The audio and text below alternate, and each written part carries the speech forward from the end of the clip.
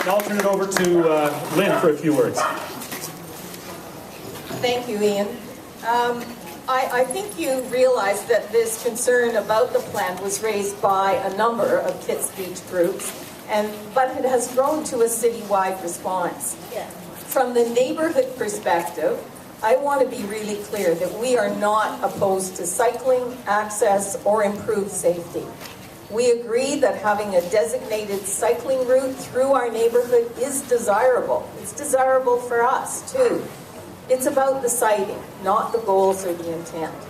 Most of today's speakers will talk about Kit Speech Park, so I'm going to address Hadden Park, and specifically the route that was published in the Park Board report and approved by the Park Board. So Hadden Park, as many of you know, is to the east of here, and it runs from Chestnut to Maple, and it's a very narrow park.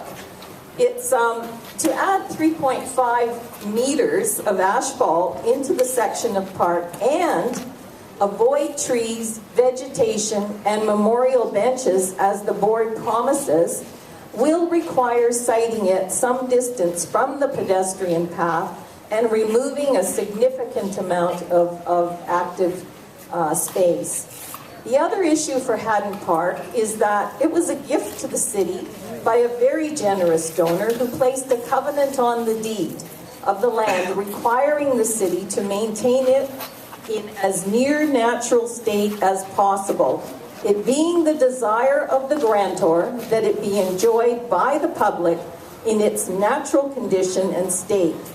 Both the city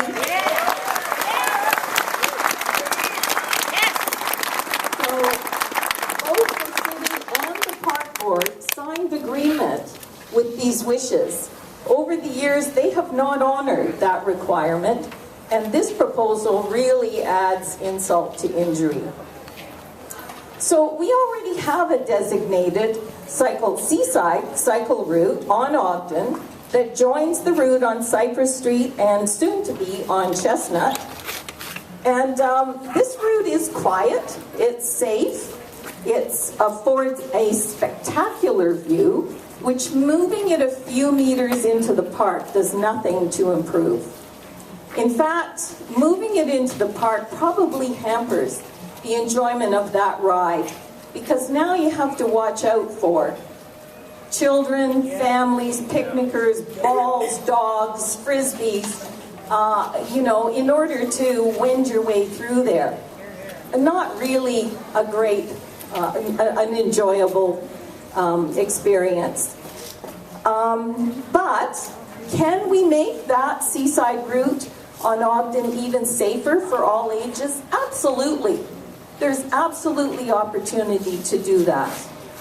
On Friday, the Parks Board issued a media release informing all of their intent to establish an advisory committee. And we're pleased to know that we now have the board's attention, which wasn't the case just a few days ago.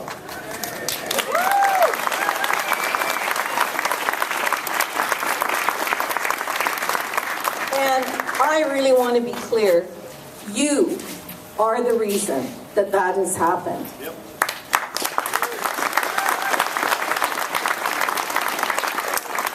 And I also want to really sincerely thank you for caring enough about the park to impress upon the board that your voice has not yet been heard. I think it's great to have an advisory committee, and we certainly are prepared to participate in it, to be responsible to the public concerns that have been raised. But you should be aware that the messages to us from the Parks Board all week have been, it's a done deal, it's been approved and we're moving forward. The process was solid and the results were positive. And to be clear, this decision will not be reversed. So, we will only change that tune with your continued support and vigilance. And we want this to work for everyone, including cyclists, and we mean that most sincerely. So thank you so much for your time today, and all your efforts to make that happen. Thank you. Thank you, Lynne.